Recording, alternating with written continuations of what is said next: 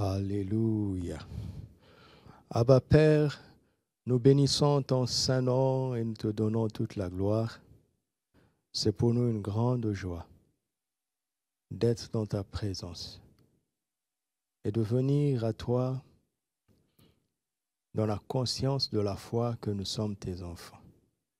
Nous ne venons pas comme de simples hypocrites ou de simples païens idolâtres ou de simples serviteurs de Dieu. Nous venons là, nous nous tenons là comme des enfants de Dieu, ensemble dans ta présence. Pour te louer et t'adorer, nous te remercions, car toi, notre Père, tu vas parler à nos cœurs. Merci à l'avance pour les bonnes choses que tu as prévues de nous communiquer, de déposer dans nos cœurs, et pour la manière dont tu vas nous transformer, pour que nous soyons meilleurs et que nous manifestions mieux encore le Seigneur Jésus-Christ, notre frère aîné, celui qui a tout accompli pour que nous puissions t'appeler Abba Père. Merci. Que ton esprit nous conduise et qu'il n'y ait que la foi et rien d'autre pendant ces temps d'édification de ton peuple au travers du ministère de ta parole, esprit et vie. Au nom de Jésus notre Seigneur. Amen. Gloire à Dieu. Je vous salue, mes frères et sœurs qui portez la saveur de Christ là où vous êtes. C'est à chaque fois une grâce pour moi. Je ne m'en habitue pas, je l'apprécie toujours à sa juste valeur de pouvoir être un porte-parole du Dieu Tout-Puissant en tant que son Fils. Donc je suis un porte-parole de mon Père qui est aussi le vôtre par sa grâce. Nous allons faire suite à ce que nous avons vu ce jeudi dernier, à savoir le Père fait prospérer l'âme de ses enfants dans le lieu secret. Le Père fait prospérer l'âme de ses enfants dans le lieu secret. J'ai préparé une diapo pour nous aider à nous suivre attentivement et de manière beaucoup plus pratique et beaucoup plus concrète dans le nom de Jésus. Le Père fait prospérer l'âme de ses enfants dans le lieu secret. C'est un aperçu dynamique et assez particulier de la prière auquel je suis parvenu cette semaine qui vient de s'achever, en suivant bien évidemment les enseignements de notre Père spirituel. Il nous a instruit des choses qui ont fait qu'en me tenant dans la présence de Dieu, je suis arrivé à cette révélation et qui m'a beaucoup aidé, qui m'a beaucoup édifié, évidemment. Quand on aime les gens, on leur partage les choses les plus précieuses. Et ça, c'est l'une des dernières révélations qui m'ont vraiment béni et que j'ai la joie de partager avec nous. Lisons ensemble nos textes de base. Nous commençons dans Luc, chapitre 11, juste le premier verset, dans la version Louis II, Luc 11, verset 1. Jésus priait un jour en un certain lieu. Lorsqu'il l'eut achevé, un de ses disciples lui dit, « Seigneur, enseigne-nous à prier comme Jean l'a enseigné à ses disciples. » Un des disciples de Jésus lui fait cette prière. « Enseigne-nous à prier comme Jean l'a enseigné à ses disciples. » Alléluia. Matthieu chapitre 6, versets 5 à 10. Matthieu 6, 5 à 10. Lorsque vous priez, ne soyez pas comme les hypocrites. Nous répétons parce que c'est tellement important. Il faut que nous répétions pour que cela vraiment fasse dorénavant partie de nos vies. Lorsque vous priez, ne soyez pas comme les hypocrites qui aiment à prier debout dans les synagogues et au coin des rues pour être vus des hommes. Je vous le dis en vérité, ils reçoivent leur récompense. Mais quand tu pries, entre dans ta chambre, ferme ta porte et prie qui? Ton Père. Ton Père qui est où? Là, dans le lieu secret. Et ton Père qui voit dans le secret te le rendra. En priant, ne multipliez pas de vaines paroles comme qui? Comme les païens. Avant, on a parlé des hypocrites, maintenant nous parlons des païens. Comme les païens qui s'imaginent qu'à force de paroles, ils seront exaucés. Ne leur ressemblez pas, car votre Père sait de quoi vous avez besoin avant que vous le lui demandiez. Voici donc comment vous devez, c'est un impératif, c'est une parole du Seigneur. Voici donc comment vous devez prier. Notre Père qui es aux cieux, que ton nom soit sanctifié, que ton règne vienne, que ta volonté soit faite sur la terre comme au ciel. Amen. Évidemment, vous savez que la suite dit « Donne-nous aujourd'hui notre pain de ce jour ». Nous ne sommes pas contre le fait de demander, mais nous suivons l'enseignement et nous prenons les portions qui correspondent à la pensée du jour. 3 Jean, les versets 1 et 2, la troisième et dernière épître de l'apôtre Jean. L'ancien Agaius, le bien-aimé que j'aime dans la vérité. Ça, c'est une parole d'une personne qui aime vraiment dans la vérité. Bien-aimé, je souhaite que tu prospères à tous égards, sois en bonne santé, comme prospère l'état de ton âme. Bien-aimé, bien-aimé, toi que j'aime dans la vérité, je souhaite que tu prospères à tous égards. Sois en bonne santé, comme prospère l'état de ton âme. Amen. Saint-Esprit, le Seigneur Jésus nous a dit que tu nous conduirais dans toute la vérité. Nous sommes donc à ta disposition, afin que tu nous révèles ta vérité et que tu nous emmènes beaucoup plus loin que ce que nous savions jusque-là. Et s'il y a des erreurs quelque part en nous, corrige-les, Seigneur. Nous sommes soumis à toi. Au nom de Jésus, Amen. Je veux juste faire un rappel sur ce que nous avons vu jeudi avant d'approfondir notre dernière pensée qui est bien résumée dans ce titre. Dans 3 Jean chapitre 2, le verset 2, nous voyons 3 mots. Nous voyons le souhait, nous voyons le lieu secret et la prospérité. Le lieu secret qui vient de notre texte de base dans Matthieu chapitre 6. C'est quoi le lieu secret? Le lieu secret, c'est tout simplement le lieu de rencontre, d'une rencontre personnelle par la foi. Pas avec Dieu, non, avec le Père. Avec le Père qui en donne l'importance par sa présence. C'est la présence du Père qui donne de l'importance à ce lieu secret. C'est nous qui déterminons le lieu secret. Peu importe le lieu, nous pouvons le convertir en lieu secret. Mais c'est la présence du Père qui en donne l'importance. Nous nous sommes étendus là-dessus le jeudi passé et le samedi matin, dans Méditant ensemble, vous pouvez y revenir parce que c'est vraiment, vraiment édifiant. Ensuite, après le lieu secret, ce que veut dire le verbe prospérer? Le verbe prospérer que l'apôtre Jean utilise ici est une combinaison de 2 mots, bon et chemin. En fait, prospérer veut dire prendre un bon chemin, prendre un bon, un heureux, un excellent chemin, une excellente direction, s'inscrire dans un bon processus. C'est ça, prospérer. La prospérité de l'âme est toujours un processus. Retenez ça. Ce n'est pas quelque chose d'instantané, mais c'est un processus. C'est un cheminement heureux. C'est une manière de cheminer heureusement, pas simplement d'atteindre un but.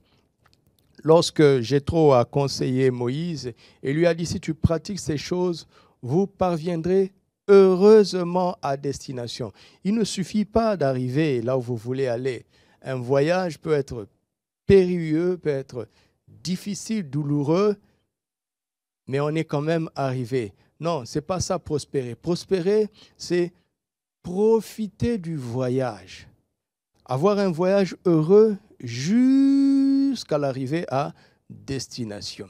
Et depuis que nous sommes nés de nouveau, un voyage a commencé, une marche avec Christ. Nous sommes des pèlerins sur cette terre, comme nous le disent les apôtres, et Dieu veut que notre traversée dans cette vie en tant qu'enfant de Dieu soit une traversée heureuse, que nous soyons prospères dans nos âmes. Si nous sommes prospères dans nos âmes, nous serons en bonne santé et par là, par la force que Dieu nous donne, nous pourrons prospérer à tous égards, c'est-à-dire dans tous les domaines de nos vies. Il veut que nous prenions un cheminement heureux à partir de notre âme et que cela se traduise dans tous les autres domaines de nos vies, tout en gardant nos corps en bonne santé aussi longtemps que Christ a besoin de nous sur cette terre. Lieu secret, prospérité et souhaiter. C'est quoi souhaiter? Quand l'apôtre dit « je souhaite », le mot qui est là veut dire exactement ceci. C'est convertir son désir en prière.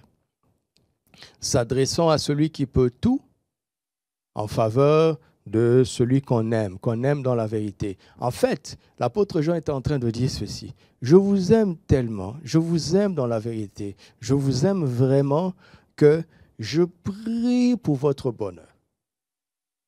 Je ne me limite pas à souhaiter. Parce que les souhaits sont un domaine illimité, mais notre capacité est limitée. Mais il y a quelqu'un, Dieu notre Père. Lui, rien n'est impossible à lui. Je m'adresse à lui parce que c'est lui qui a le pouvoir de convertir mes bons désirs en réalité. Alors je prie pour vous parce que je vous aime. Je prie que vous prospériez à tous égards. Je m'adresse à celui qui peut tout afin qu'il vous fasse prospérer à tous égards. Et c'est aussi ma prière pour vous qui me suivez maintenant. Je prie en votre faveur. Le vœu de mon cœur, le désir le plus ardent de mon cœur, c'est qu'à partir de maintenant, à l'issue de cet enseignement, que votre marche dans cette vie devient un voyage heureux sous l'autorité de Christ et sous la direction du Saint-Esprit. Il a dit que toute chose concourra à notre bien. Il n'est pas un homme pour mentir. Ce qu'il a dit est la vérité. Vous trouverez, par la grâce de Dieu, à partir de maintenant, en vous-même, la capacité de convertir toutes les situations en occasion d'être heureux et de continuer à aller de l'avant dans le nom de Jésus. Amen. Gloire à Dieu. Gloire à Dieu.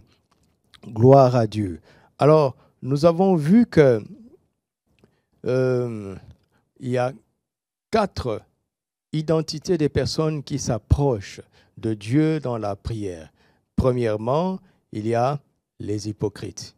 Les hypocrites parlent à Dieu, mais en réalité, c'est un leurre. Leur attention est portée sur les hommes et ils se trompent. Ne priez pas comme des hypocrites, parce que vous passez à côté de celui à qui doit être adressées nos prières. Ne priez pas comme les hypocrites. Je me suis largement étendu là-dessus le jeudi. Je suis juste en train de lister. Deuxièmement, ne prions plus comme des païens qui sont idolâtres. Peut-être que vous avez triomphé de l'idolâtrie primaire, mais il y a cette idolâtrie subtile qui consiste dans la rébellion et dans toute forme de passion ou de cupidité qui peuvent nous motiver et pour lesquelles nous pourrions nous servir soi-disant de Dieu en vue réellement d'atteindre nos buts idolâtres profonds. Ne priez plus comme des païens idolâtres, ne priez plus comme des hypocrites, ne priez plus comme des païens. Et Jésus dit encore, voici comment nous devons prier.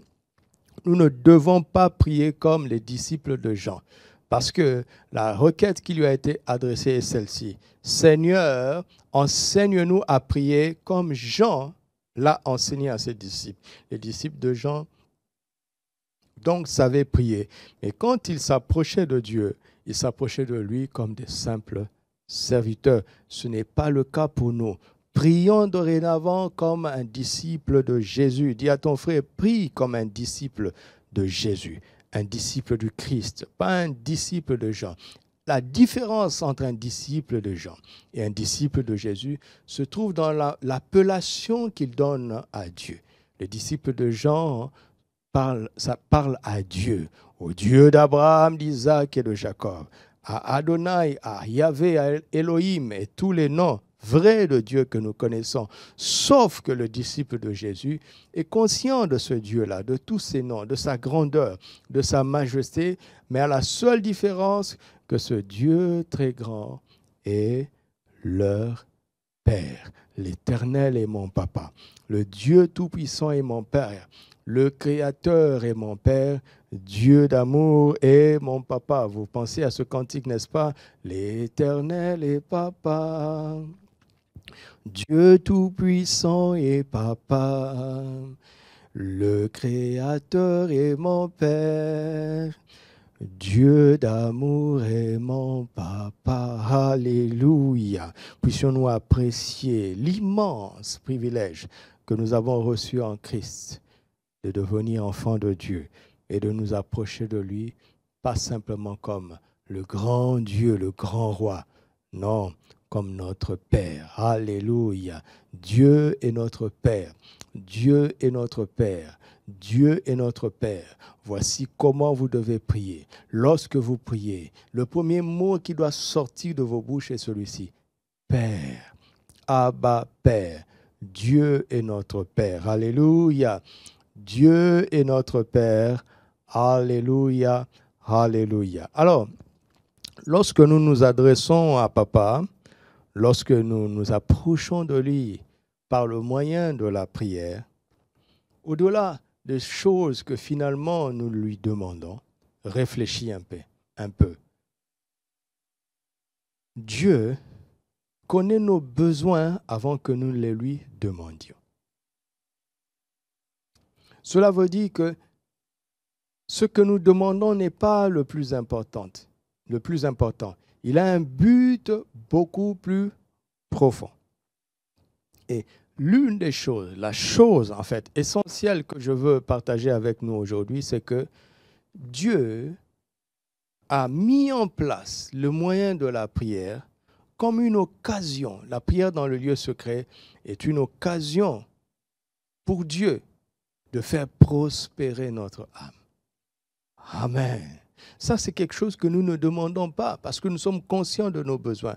Mais quand nous prenons conscience, en bons disciples du Seigneur Jésus-Christ, quand nous acceptons son enseignement et que nous respectons ce qu'il nous a dit, comment nous devrions dorénavant prier, quand nous mettons l'emphase sur l'identité de Dieu en tant que Père, et que nous donnons priorité à son royaume, nous glorifions son nom, nous donnons priorité à son royaume et à sa volonté. Pendant ce temps-là, lui, il travaille par son esprit à faire prospérer nos âmes. Et quand nos âmes sont prospères, nous sommes en bonne santé. Et parce que nous sommes prospères dans nos âmes et en bonne santé, nous commençons à prospérer dans tous les domaines de nos vies. En fait, c'est un moyen d'atteindre les besoins qui concernent tous les domaines de nos vies. Nous venons à Dieu avec des besoins, avec des problèmes, avec des préoccupations, avec des fardeaux. Mais Dieu a une sagesse, puisqu'il est conscient de toutes ces choses avant même que nous n'ouvrions la bouche. Il a une sagesse pour commencer à les résoudre, à les réparer pendant que nous sommes en train de prier. La prière dans le lieu secret est vraiment un moment béni. Le jour, l'enfant de Dieu qui comprend ça va aimer la présence de Dieu. La présence du Père dans le lieu secret. L'enfant de Dieu qui comprend ça va aimer la présence du Père dans le lieu secret. Pourquoi? Parce que pendant que je me tiens dans la présence du Père dans le lieu secret, il fait prospérer mon âme. Il fait prospérer mon âme. Alléluia. Alléluia. C'est quoi donc la prospérité de l'âme? C'est une belle chose de comprendre les principes divins. En fait, la prospérité de l'âme, affichez-le, prospérité de l'âme égale restauration de l'âme, plus renouvellement de l'intelligence, plus transformation de nos pensées. Prospérité de l'âme égale restauration de l'âme, renouvellement de l'intelligence et transformation de nos pensées. Alléluia. Alléluia, alléluia. Dans le lieu secret, quand je passe du temps dans la présence du Père, dans le lieu secret, là, il restaure mon âme. Là, il renouvelle mon intelligence. Là, il transforme mes pensées. Quand je passe du temps dans la présence du Père, dans le lieu secret, là, il restaure mon âme, il renouvelle mon intelligence et il transforme mes pensées. Quelle est donc la relation entre la prospérité de l'âme qui se décrit dans ces trois choses et l'exaucement à nos prières? Puisque une prière efficace est une prière exaucée. Amen. Une prière efficace est une prière exaucée. Restons sur le premier point. Nous allons donc voir, et c'est le but de mon partage, de mon enseignement ce matin. Le but de l'enseignement ce matin, c'est de voir la relation entre la prospérité de l'âme et l'exaucement de nos prières. En fait, le Père fait prospérer nos âmes. Pourquoi? Parce qu'il veut que nous prions de plus en plus efficacement.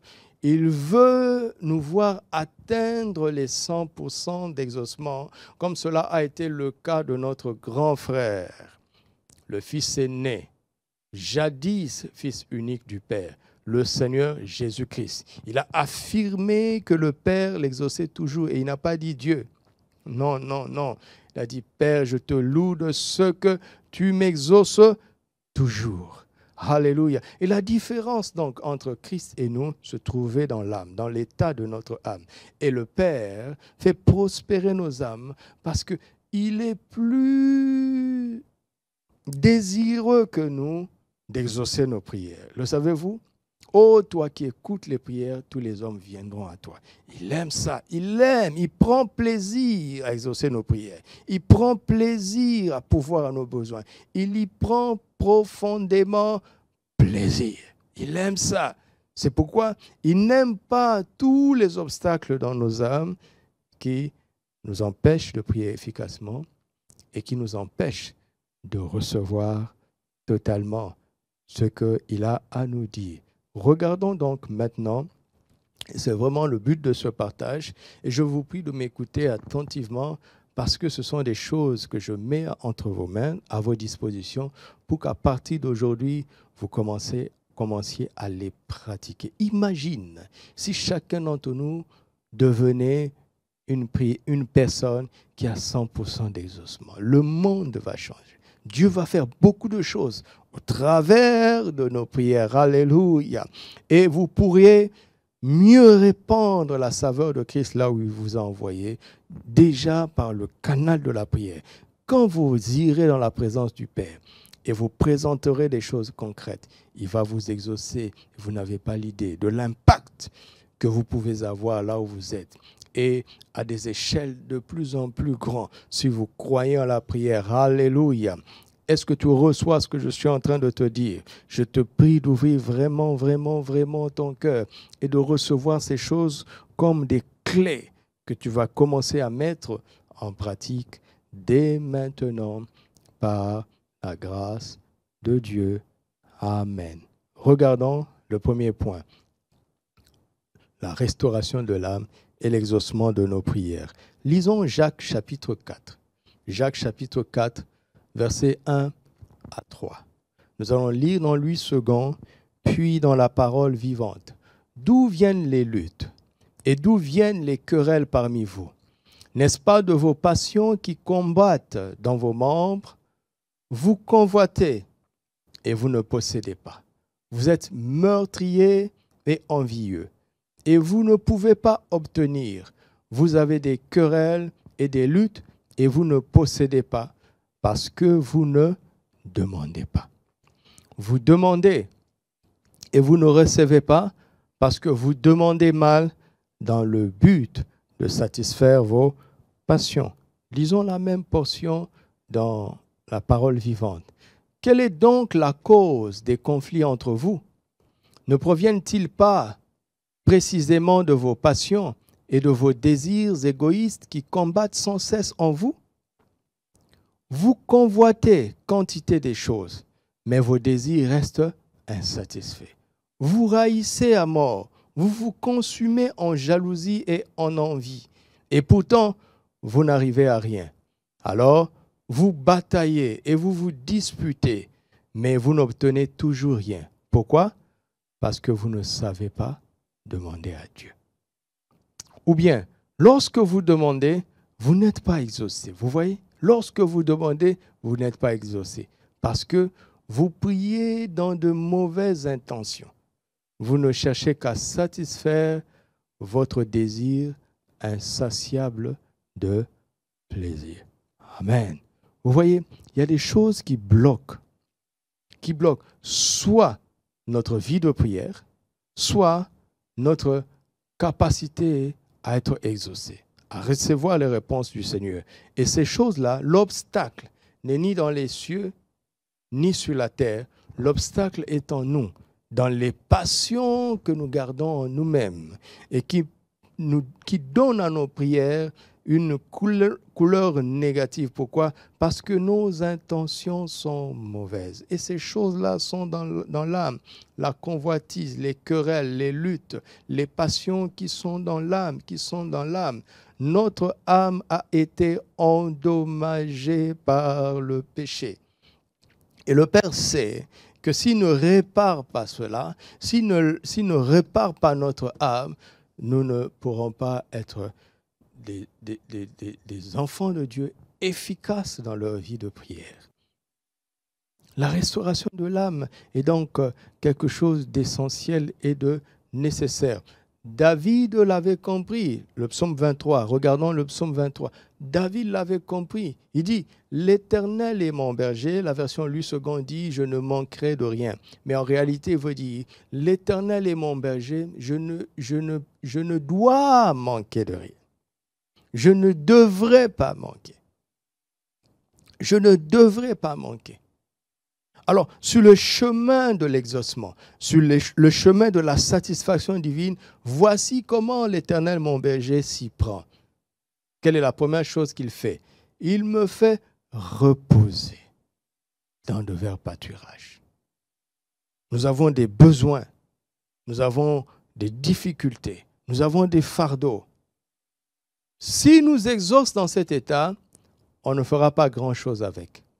La première chose qu'il fait, c'est de nous accorder le repos. Quand Jésus est ressuscité, à chaque fois qu'il se manifestait, il disait « La paix soit avec vous. Shalom, la paix soit avec vous. » Parce que le trouble est un terrain propice au diable.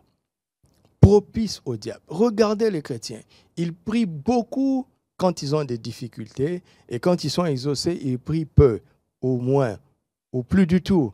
Qu'est-ce que cela veut dire? Ce sont les problèmes et les besoins qui motivent leur vie de prière. Mais Jésus dit, voici comment vous devez prier. On ne commence pas par donne-nous. Non.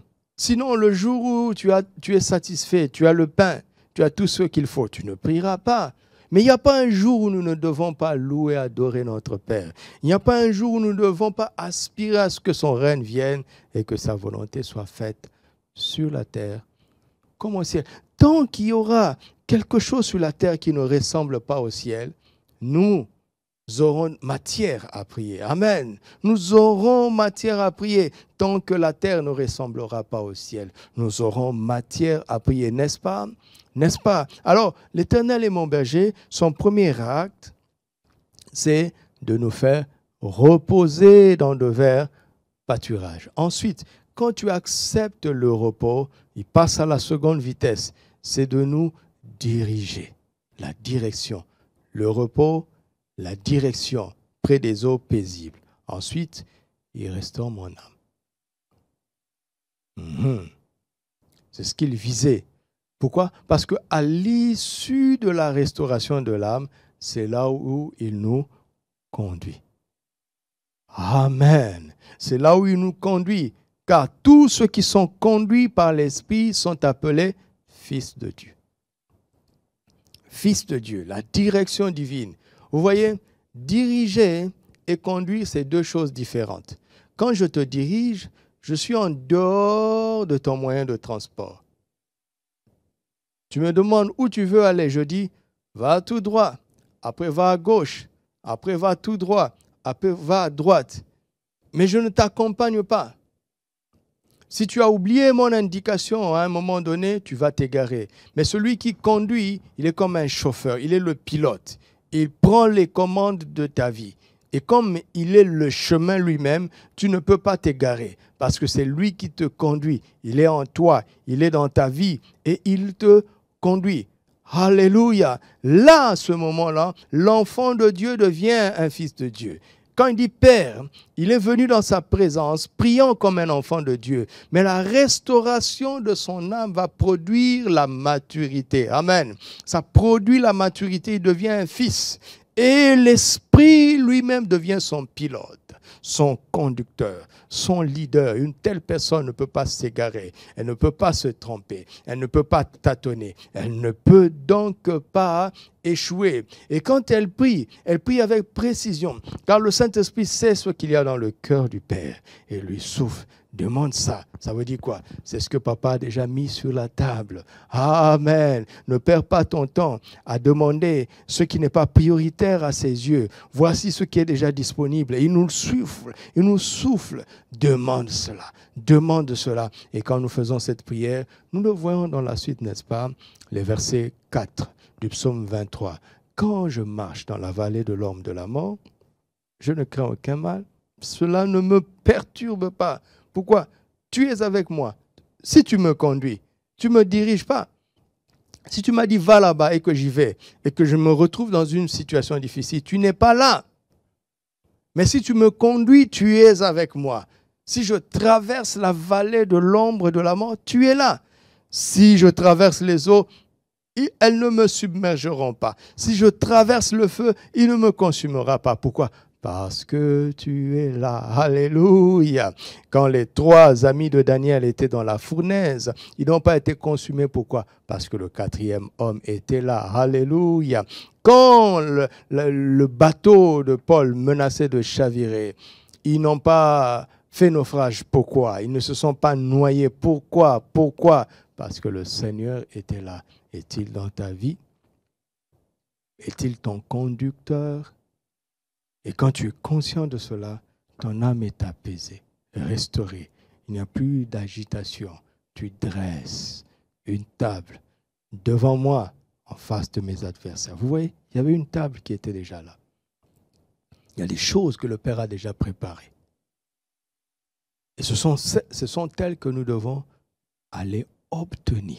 Approchez-vous du trône de la grâce avec assurance pour obtenir miséricorde et être secouru dans tous vos besoins. Alléluia. Gloire à Dieu. Merci Seigneur. Et donc la clé pour expérimenter cette dimension d'exaucement, c'est la restauration de l'âme. Là, les mauvaises passions sont éteintes.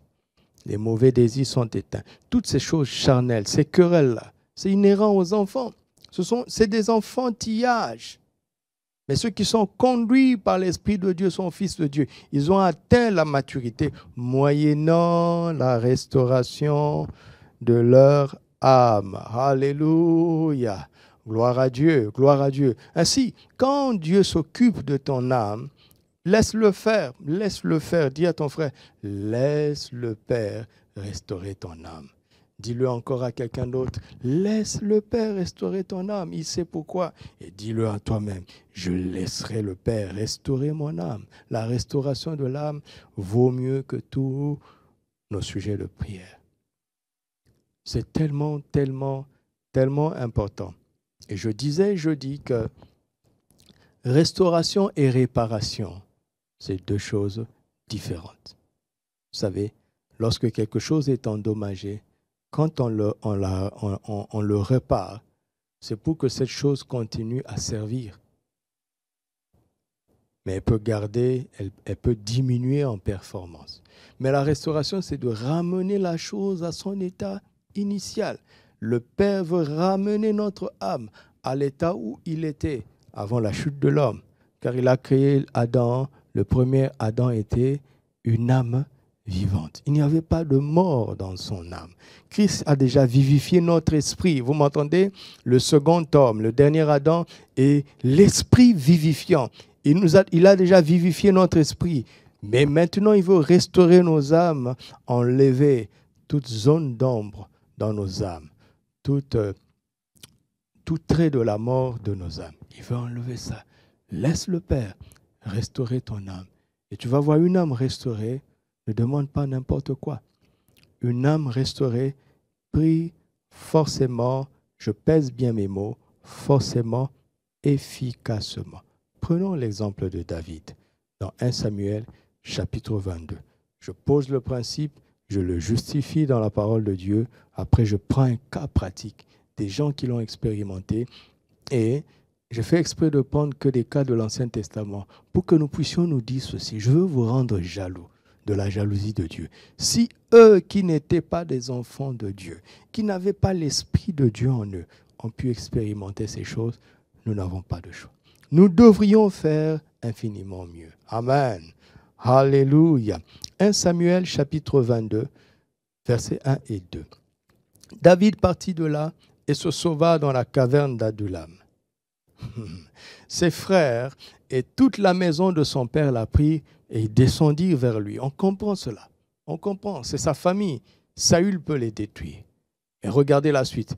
Tous ceux qui se trouvaient, un, dans la détresse, deux, qui avaient des créanciers, qui avaient des dettes, ou qui étaient mécontents, se rassemblèrent auprès de lui et il devint leur chef. 400 hommes. 400 hommes avec un état d'âme catastrophique. Un très mauvais échantillon d'Israël est venu auprès de celui qui connaissait le secret du psaume 23. Il restaure notre âme. Et ces hommes ont été restaurés à un tel point qu'ils sont devenus des vaillants héros, des grandes autorités de la nation d'Israël. Voici d'où il vient ce qu'ils étaient. Si le Seigneur a pu les restaurer à ces points, ce n'est pas toi et moi qu'il ne fera pas. Il y a de l'espoir pour toi. Alléluia. Il y a de l'espoir pour toi. Tu es dans la détresse, il y a de l'espoir pour toi. Tu es mécontent, il y a de l'espoir pour toi. Tu es criblé de dettes, il y a de l'espoir pour toi. Quel que soit ce qui t'arrive, il y a de l'espoir pour toi. Ton âme peut et va être restaurée à partir de maintenant au nom de Jésus. Amen. Regardons maintenant le chapitre 30. Dieu est fort. Vous allez voir que plus tard, une situation va se produire et ça va faire appel à leur passé. Suivez ça très bien, c'est tellement important. David et ses gens arrivèrent à la ville. Ces gens lesquels? Les 400 ans là, les 400 hommes terribles là, arrivèrent à la ville et voici, elle était brûlée. Et leurs femmes, leurs fils, leurs filles étaient emmenés captifs. Alors David et le peuple qui était avec lui élevèrent la voix et pleurèrent jusqu'à ce qu'ils n'eussent plus la force de pleurer. Vous pouvez vous imaginer le tableau. Les deux femmes de David avaient été emmenées. Verset 6. David fut dans une grande angoisse. Pourquoi? Car le peuple parlait de quoi? Le lapider. Tu te rends compte? Ses amis à lui veulent le lapider. Mais, mes chers collègues, nous avons tous subi la même chose. Mais leur passé les a rattrapés. C'était des gens méchants, mécontents. Mais Dieu savait ce qu'il était en train de faire. Dieu sait ce qu'il est en train de faire dans ta vie. Alléluia. Il sait ce qu'il est en train de faire. David fut dans une grande angoisse, car le peuple parlait de le lapider. Parce que tous avaient quoi? L'amertume où? L'amertume où? Dans l'âme. Chacun à cause de ses fils et de ses filles. Mais David reprit courage en s'appuyant sur l'Éternel, son Dieu. Vous voyez, David reprit courage. Voici des gens qui sont pleins d'amertume dans leur âme et qui prennent pour cible leur chef, David. Ils veulent le lapider. Ils voient que ce chef, qui est dans une grande angoisse et en danger, va reprendre courage comment? En s'appuyant sur l'Éternel. Et ils sont en train d'observer. Vous pouvez lire la suite vous-même. Regardons le verset 18. Verset 18. David sauva tout ce que les Amalécites avaient pris. Et il délivra aussi ses 2 femmes. Il ne leur manqua personne, ni petit, ni grand, ni fils, ni fille, ni aucune chose du butin, ni rien de ce qu'on leur avait enlevé. David ramena tout. Alléluia. David ramena tout. Verset suivant. David ramena tout. Et David prit le gros, le menu et le gros bétail de ceux qui conduisaient ce troupeau. Alléluia. David a ramené tout. Ils ont assisté à ce retournement de situation et à partir de là, leur âme a été restaurée. Mais David a pratiqué la prière. Pour ceux qui lisent ce passage, il a pratiqué la véritable prière. Il a converti cette sentence de mort en lieu secret. Alléluia. Entouré des méchants, violents, pleins d'amertume qui veulent le lapider. Et là, il est rentré en lui-même. Il s'est appuyé sur le terrain. Il a créé un lieu secret. Et le Père était là dans le lieu secret. Si on pouvait lapider le Père, on pouvait lapider David. Et on n'a pas pu. Et la situation s'est retournée. Vous voyez, la victoire était déterminée depuis longtemps. Même quand l'ennemi les avait assaillis, avait tout pris. Dieu, dans son programme, il avait déjà prévu la restauration, le dédommagement complet.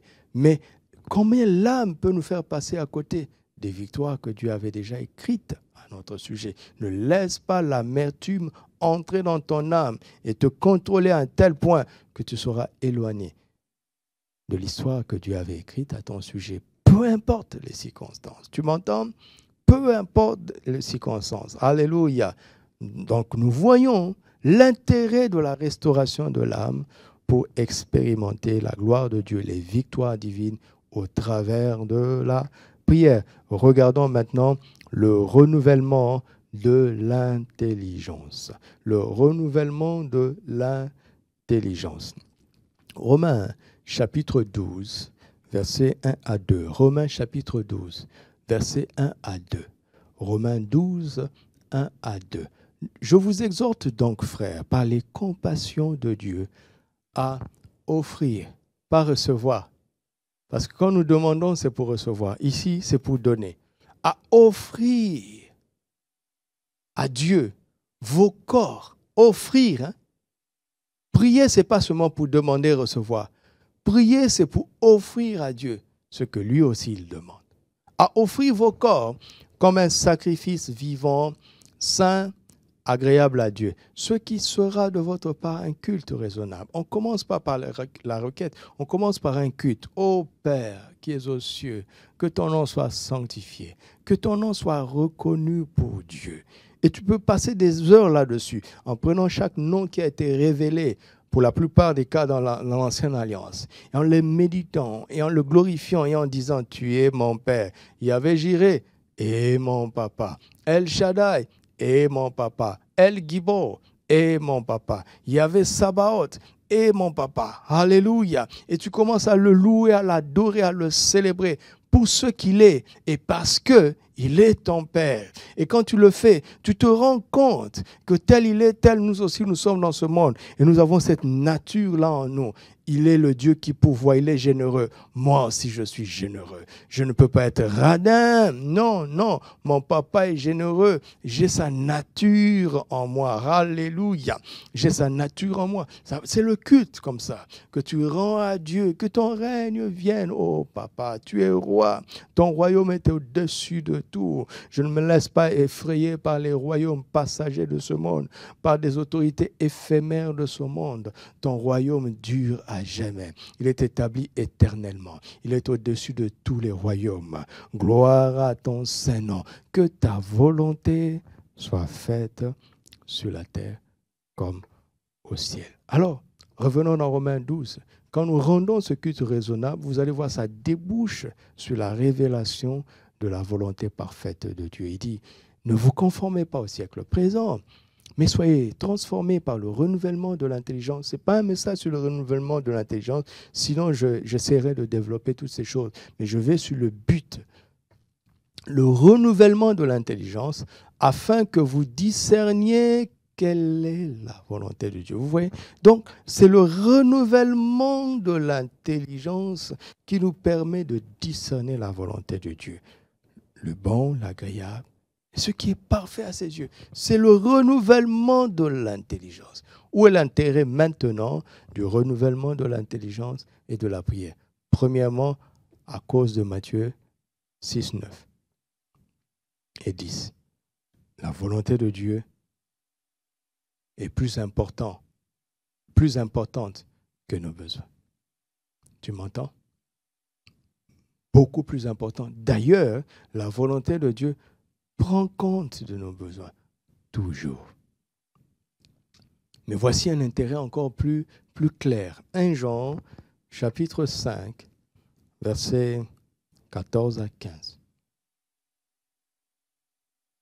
Nous avons auprès de lui cette assurance que si nous demandons quelque chose, comment? Selon sa volonté. Soulignez ça. Il ne suffit pas de demander. Mais si nous demandons selon sa volonté, nous avons l'assurance. Laquelle? Nous avons l'assurance qu'il nous écoute. Et si nous savons qu'il nous écoute, quel que soit ce que nous lui demandions, nous savons déjà que nous possédons la chose que nous lui avons demandée. L'intérêt donc, c'est d'arriver à capter la volonté de Dieu. Et la révélation de la volonté de Dieu passe par le renouvellement de l'intelligence. Vous voyez, après la restauration de l'âme, il tient tellement à renouveler notre intelligence. Et c'est ce qui s'est passé dans 1 Roi chapitre 3, lorsque le Dieu a dit à Salomon, demande ce que tu veux. Et Salomon a demandé de l'intelligence. Il a demandé de l'intelligence. Accorde donc à ton serviteur un cœur intelligent. Ainsi de suite. Ainsi de suite. Regardez comment la Bible se tient.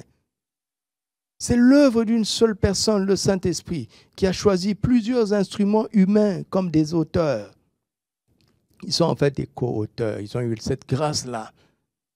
Un cœur intelligent. Il est allé droit au but. Parce que c'est au travers de l'intelligence qu'on touche à la volonté de Dieu. Et quand on touche à la volonté de Dieu, le ciel est ouvert. Donnez-moi le passage où il dit, « Cette demande plus au Seigneur. » Et regarde ce qu'il dit. Puisque c'est là ce que tu demandes, puisque tu ne demandes ni du pain pour toi, ni une longue vie, ni les richesses, ni la mort de tes ennemis, et que tu demandes de l'intelligence. Ce n'est pas moi qui ai écrit ça, frère, et je n'ai pas forcé. Que tu demandes de l'intelligence pour exercer la justice, voici, j'agirai selon ta parole. Waouh! Dieu va agir selon la parole d'un homme. Waouh! Je te donnerai un cœur sage et intelligent, de telle sorte qu'il n'y aura eu personne avant toi et qu'on ne verra jamais personne de semblable à toi. Je te donnerai en outre ce que tu n'as pas demandé, des richesses et de la gloire, ainsi de suite, en outre. Alléluia, alléluia. Quand nous mettons l'emphase sur la volonté de Dieu, nous ne sommes pas des robots, nous n'ignorons pas que nous avons des besoins, mais nous sommes beaucoup plus intelligents que ça. Nous sommes beaucoup plus sages que ça. C'est un bon raccourci spirituel. J'ajoute bon parce que en général, les raccourcis ne sont pas bons. C'est un bon raccourci spirituel. Le meilleur moyen d'atteindre tout ce dont tu as besoin, c'est de privilégier la volonté de Dieu. C'est de faire des priorités du Père les tiennes. Cherchez premièrement quoi? Le royaume et la justice de Dieu. Et toutes ces choses vous seront données par-dessus. Alléluia! Que ton règne vienne et que ta volonté soit faite sur la terre comme au ciel. Quand vous aimez sa volonté, que vous la priorisez, je vous assure, et votre pain, est-ce que vous n'imaginez pas va vous suivre de sa part?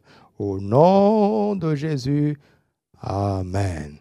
Restauration de l'âme, renouvellement de l'intelligence.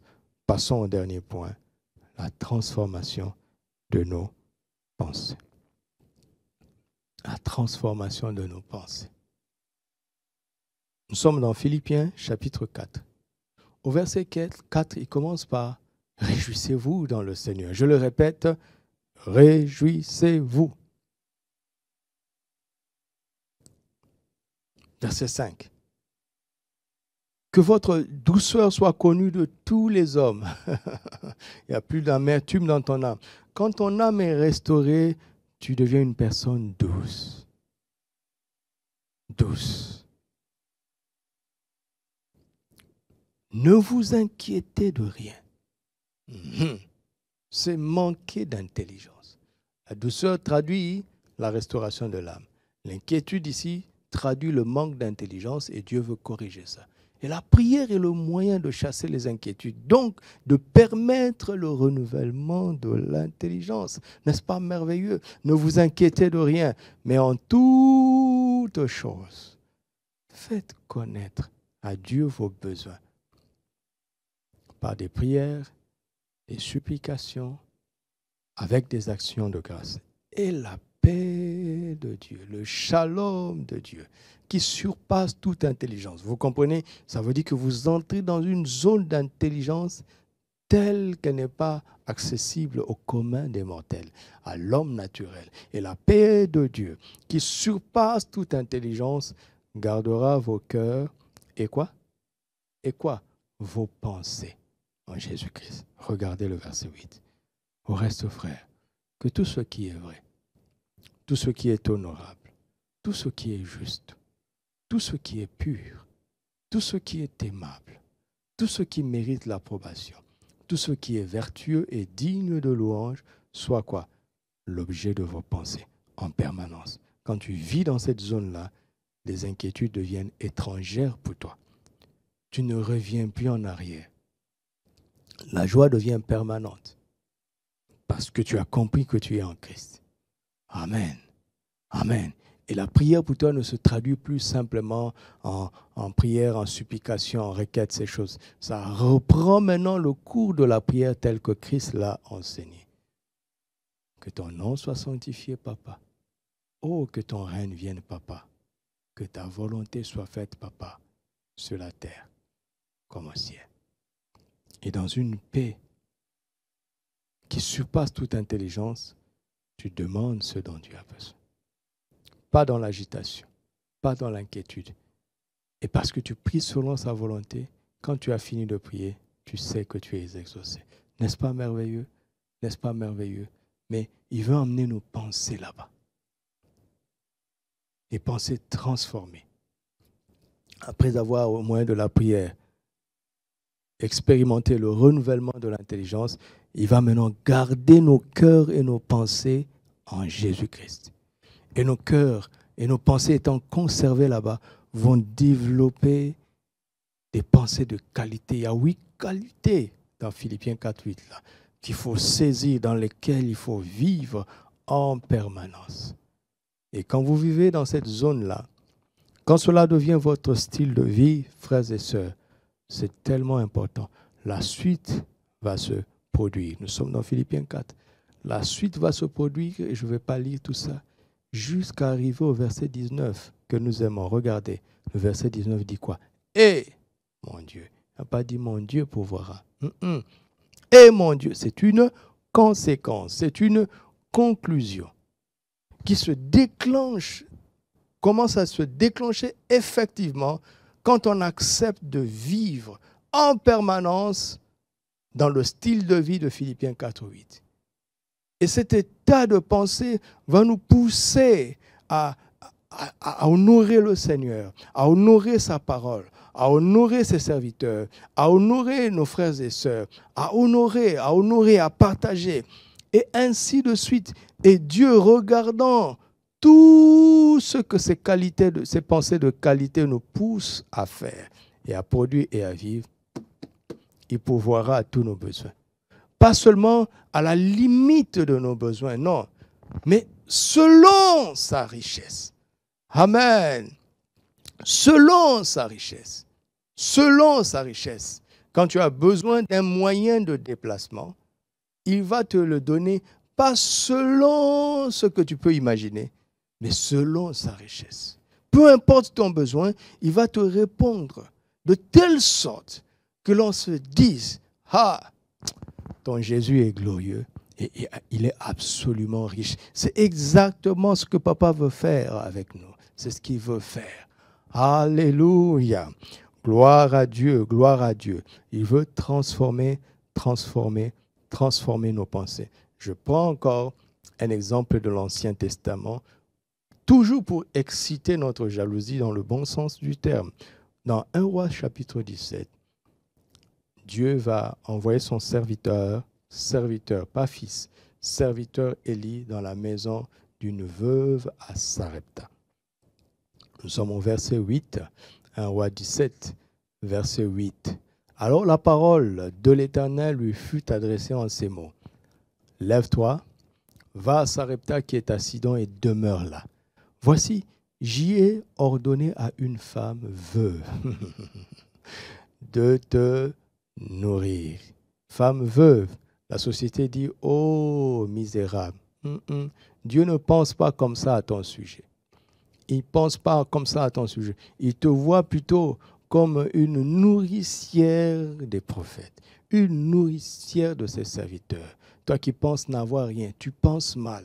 Je veux te proposer de penser avec les pensées de Christ, de penser comme Christ pense à ton sujet. Oh, je ne suis qu'un jeune homme, je ne suis qu'un étudiant, je ne suis que... Oublie ça, arrête de penser mal.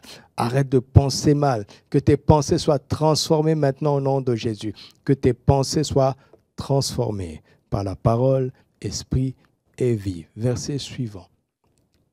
1 Roi 17, verset 10. Il se leva et il alla à Sarepta. Comme il arrivait à l'entrée de la ville, voici, en effet, il y avait là une femme veuve qui ramassait du bois. Il appela et dit, va me chercher, je te prie, un peu d'eau dans un vase afin que je boive. Il y va avec tact. Je suis sûr qu'il a essayé de se renseigner. Il a vu que, tiens, la femme est une veuve. Il dit, waouh, ça correspond à ce que le papa m'avait dit. Après, il lui dit, va me chercher de l'eau. Dieu lui a donné l'ordre de le nourrir. Mais Élie va avec tact. Elle alla en chercher. Il appela de nouveau et dit, apporte-moi, je te prie, un morceau de pain dans ta main. Regardez Élie, il ne dit pas, Dieu m'a dit. Il ne veut pas mettre la pression sur la personne. Non, il ne veut pas mettre, ça c'est de la sagesse.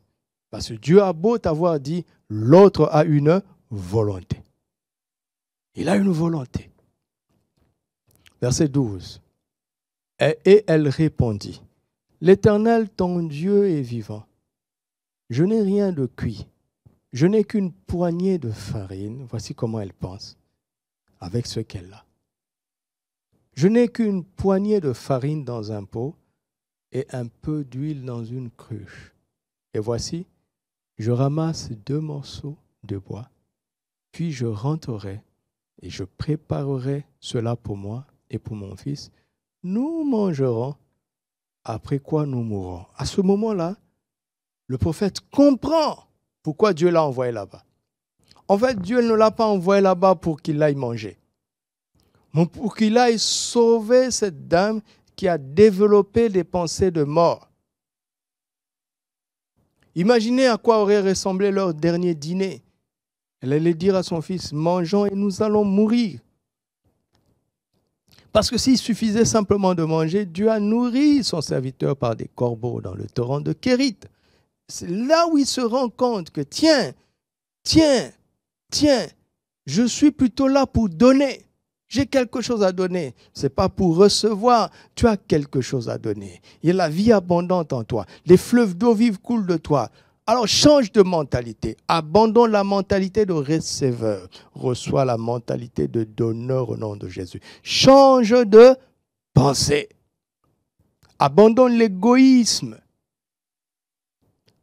Abandonne la mendicité mentale et spirituelle.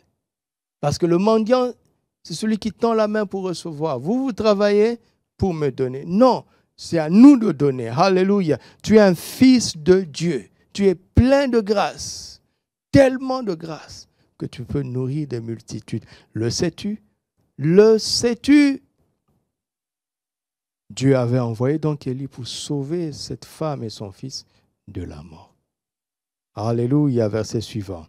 Regarde, l'homme a tout compris maintenant. Élie lui dit, ne crains point, rentre, fais comme tu as dit, seulement prépare-moi d'abord avec cela un petit gâteau et tu me l'apporteras, tu en feras ensuite pour toi et pour ton fils.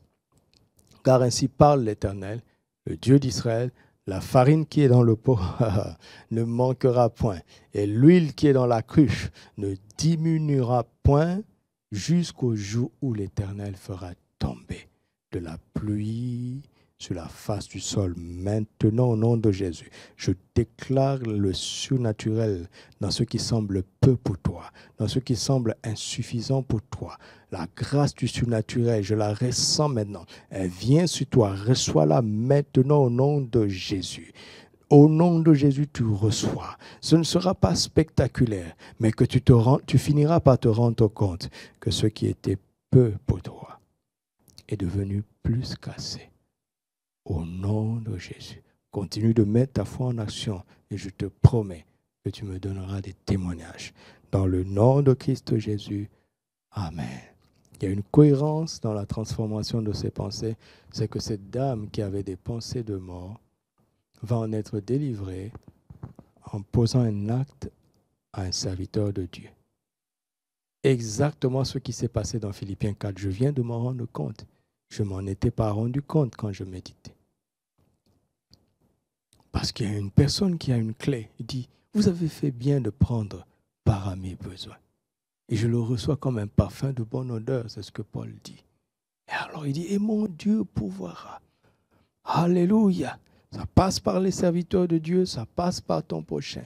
La générosité, le partage, c'est une clé. C'est une clé. Il suffit de changer de pensée. Abandonne la pensée de mendicité.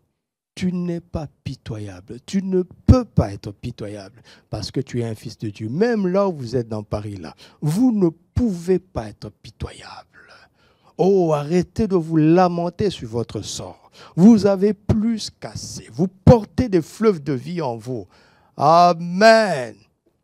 Vous portez des fleuves en vous.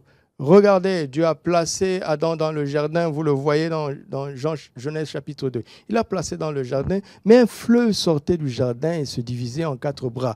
Et sur le courant de ces fleuves, il y avait des choses précieuses, de l'or, que de belles choses. Après, Dieu dit à l'homme qu'il a planté là, il a placé là, pour cultiver et garder le jardin. Adam n'avait pas compris. Dieu est esprit. Il ne parle jamais en termes de naturel. La révélation viendra plus tard, Proverbe 4, 23. Garde ton cœur, le même garder là, plus que toute chose, car de lui viennent les sources de la vie. En fait, le jardin d'Éden est dans ton cœur. Alléluia! Il y a ce fleuve qui jaillit du trône de Dieu, puisque son trône est dans ton cœur si tu es né de nouveau. Et ce fleuve se divise en 4 bras. Et quand ce fleuve, partout ce fleuve coule, jaillit, il se produit de belles choses. Nous sommes des dépositaires de grandes choses. Ce sont ces fleuves dont Jésus a parlé dans Jean 17. Quand ils jaillissent de nos vies, partout nous traversons les déserts en jardin. Alléluia. Et quand je passe quelque part, de l'or se produit là-bas. Amen. Quand je passe quelque part, l'abondance se produit là-bas. Ce n'est pas un lieu qui m'enrichit, c'est moi qui enrichis le lieu à partir des fleuves qui jaillissent de moi.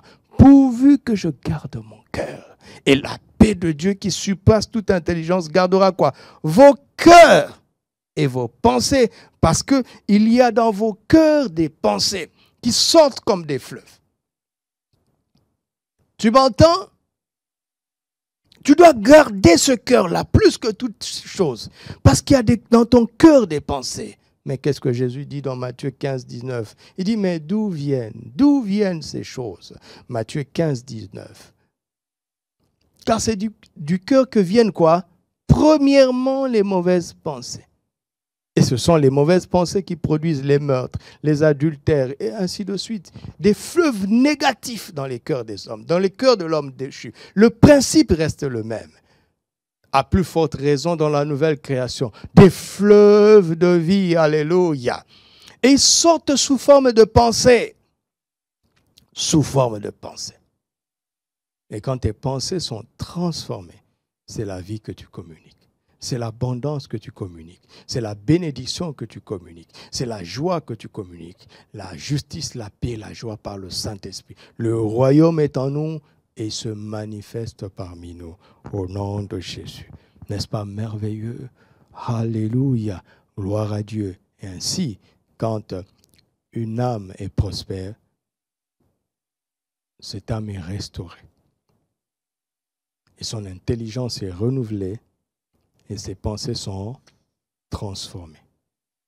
Et quand le Père réussit à faire cela, et notez ces passages que je vous demande, s'il vous plaît, vraiment d'aller lire et de continuer à méditer, le résultat, c'est la joie parfaite. Amen. La joie parfaite se trouve dans Jean 16, versets 23 à 24, où le Seigneur dit, jusque-là, vous n'avez encore rien demandé en mon nom. Il n'a pas dit, il n'a pas dit, affiche ça. Après, tu remettras la dernière diapo pour qu'il note. Affiche Jean 16, verset 24. Jean 16, verset 24. Jusqu'à présent, vous n'avez rien demandé. Il n'a pas dit ça. Ah, on a tellement demandé. Mais Jésus dit, comparé à l'efficacité de mon nom, tout ce que vous avez demandé, c'est des miettes. C'est rien du tout. C'est rien du tout.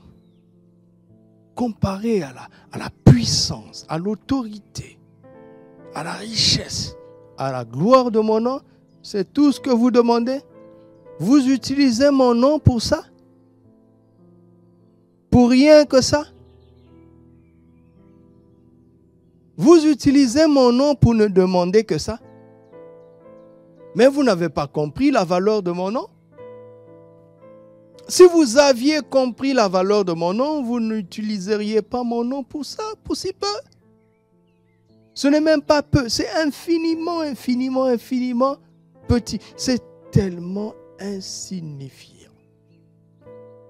Mais quand vous avez compris, il dit demandez et vous recevrez, afin que votre joie soit parfaite. Vous voyez, la joie parfaite appartient à ceux qui demandent et qui reçoivent.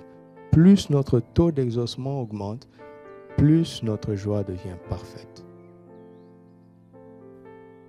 C'est là où nous expérimentons le vrai bonheur. Et notre chemin pour y parvenir, c'est la prospérité de l'âme. Alléluia. Que nos prières soient des prières venant d'une âme restaurée, d'une intelligence renouvelée et des pensées transformées à l'image de Christ. Amen. Baissons la tête dans la prière et recueille-toi dans la présence de Dieu. Parce qu'il faut donner au Saint-Esprit le temps et l'occasion de restaurer nos âmes. Qu'est-ce qu'il y a dans ton âme? Tu te connais, mon frère? Tu te connais, ma sœur? Y a-t-il des luttes? Y a-t-il des querelles? Y a-t-il des agitations? Des convoitises? Des passions? Regarde, tu le sais toi-même. Quel sentiment t'anime, t'agite, t'habite? Abandonne cela. Implore la grâce de Dieu, ton Père, pour la restauration de ton âme. Et reçois cette grâce dans le nom de Jésus. Vous mettez un air musical pendant que chacun est en train de méditer. Puisqu'il faut un temps de méditation. Tu es devant ton Père dans le lieu secret. Là, maintenant, tu es seul devant ton Père. Sur ta chaise, là où tu es dans le lieu secret maintenant. Ne sois plus conscient de ton voisin, de ta voisine. Sois conscient du Père. Tu es face à lui tout seul. Il te connaît profondément, personnellement, parfaitement. et dis-lui, Père, restaure mon âme. Commence à murmurer cela, mais parle, restaure mon âme. Tu sais, il y a ceci. Et tu parles à ton Père, il y a ceci, il y a cela. Restaure mon âme. Restaure mon âme, restaure mon âme. Restaure mon âme. Ensuite, tu fais la même chose pour le renouvellement de ton intelligence. Oui, ô Père, tu lui parles, tu dis, je n'arrive pas à connaître ta volonté. Je n'arrive pas. Les choses, ta volonté me semble souvent floue. Et quand tu la révèles, j'ai du mal à l'accepter. Il y a beaucoup de lutte en moi encore avec ta volonté. Je vois, Seigneur, oh Papa, que ta volonté n'est pas encore ma priorité. Je veux que cette lutte s'arrête. Je manque d'intelligence. Je fais preuve de manque d'intelligence. Ce matin, je me tiens devant toi comme Salomon. Et beaucoup mieux que ça d'ailleurs. Car Salomon n'avait pas le Saint-Esprit en lui. Donne-moi cette intelligence de cœur. Renouvelle mon intelligence afin que je discerne ta volonté. Ce qui est bon, agréable et parfait. Continue à parler au Père. Continue à parler au Père. Doucement, doucement dans ce face-à-face, dans ce seul à seul avec lui. Oh Papa, renouvelle mon intelligence afin que je puisse discerner ta volonté. C'est tellement important pour que je puisse prier efficacement. Je perds beaucoup de temps dans les choses secondaires, dans les choses même inutiles. Oh, c'est parce que je ne connais pas ta volonté et je manque d'assurance dans la prière. Père, je me tiens devant toi. Renouvelle mon intelligence. Et il me dit de te dire, qu'est-ce que tu fais de ton corps? Offre-le-moi encore aujourd'hui. C'est un temps de consécration, de redédication de sa vie. Oui, mon fils, ma fille, tu m'aimes avec ton cœur, mais tu ne m'aimes pas assez avec ton âme et ton corps. Glorifie-moi avec ton corps et ton esprit qui m'appartiennent. Forcément donc avec ton âme. 1 Corinthiens 6, verset 20. Avec ton corps. Avec ton corps. Je vois en moi, dans mon esprit, des personnes qui doivent se repentir pour des péchés du corps, pour des actions du corps, pour les membres de ton corps qui font des choses qui déshonorent, qui attristent le Saint-Esprit. Ce n'est pas de paroles de condamnation, d'accusation. Vous savez que je ne suis pas avec vous, mais je vous vois en esprit. Et je ressens par le Saint-Esprit ce que je dois vous dire, vous communiquer maintenant. Papa vous tend la main pour prendre un nouveau départ, pour lui offrir un culte raisonnable avec votre corps. Parce que quand il n'y a que votre cœur, oui, vous chantez, vous priez, ce que vous dites, vous le croyez vraiment. Cela vient de votre cœur, parce qu'on croit avec son cœur. Mais quand votre corps fait le contraire, votre culte n'est pas faux, mais il n'est pas raisonnable. Il manque d'intelligence. Il manque d'intelligence. Et à cause de cela, vous n'accédez pas au discernement de la volonté de Dieu. Et cela vous rattrape dans les moments de prière où vous avez besoin de son aide. Que la grâce du Seigneur Jésus-Christ vous soit accordée maintenant. La grâce du renouvellement de l'intelligence. Recevez maintenant la capacité surnaturelle d'offrir à Dieu vos corps comme un sacrifice vivant, saint et agréable, et de lui offrir un culte raisonnable. Et enfin, je prie maintenant que vos cœurs et vos pensées soient gardés en Jésus-Christ. Ouvre la Bible avec moi dans Philippiens chapitre 4, verset 8, et lève-toi maintenant. Maintenant que tu es restauré dans ton âme, oh gloire à Dieu. Alléluia. Cette joie vient en moi, est un signe d'approbation divine. Oh, merci Père pour ta grâce. Alléluia. Ne sois plus coupé. Lève-toi avec assurance. Parce que ton âme est restaurée, il n'y a plus d'amertume. Ton intelligence est renouvelée, tu peux en être sûr. Bénis le Seigneur. Tu te dis, quelqu'un se dit, mais en si peu de temps, ben oui, le Saint-Esprit est capable de faire tout ça en si peu de temps. Fais-lui confiance, lève-toi maintenant. Ouvre ta Bible dans Philippiens chapitre 4, 8 et déclare avec moi. Père, au nom de Jésus, je te remercie pour ta parole de vérité. C'est pourquoi maintenant, au nom de Jésus, mes pensées sont transformées par le Saint-Esprit. Dorénavant, par ta grâce, voici ce qui sera l'objet de mes pensées. Tout ce qui est vérité. Tu répètes ça après moi. Hein? Voici ce qui fera dorénavant, par ta grâce, l'objet de mes pensées. Tout ce qui est vérité. Tout ce qui est honorable. Tout ce qui est juste. Tout ce qui est pur. Tout ce qui est aimable. Tout ce qui mérite ton approbation. Tout ce qui est vertueux. Tout ce qui est digne de louange. Je reçois cette grâce. Je te loue, je te bénis et je t'adore. Au nom de Jésus, notre Seigneur. Amen. Chantez avec moi ce cantique qui dit « L'Éternel est Papa, Dieu Tout-Puissant est Papa, le Créateur est mon Père, Dieu d'amour est mon Papa. » Notre MD, grâce Wendy Zhang, va se lever et conduire avec ce cantique. Réjouissez-vous, car vous n'avez pas l'idée de ce que c'est que d'être un enfant de Dieu. C'est le cas pour vous. Réjouissez-vous au nom de Jésus. Amen, amen, amen. À bientôt par la grâce de Dieu. L'Éternel est Papa, Dieu Tout-Puissant est Papa. Merci Père.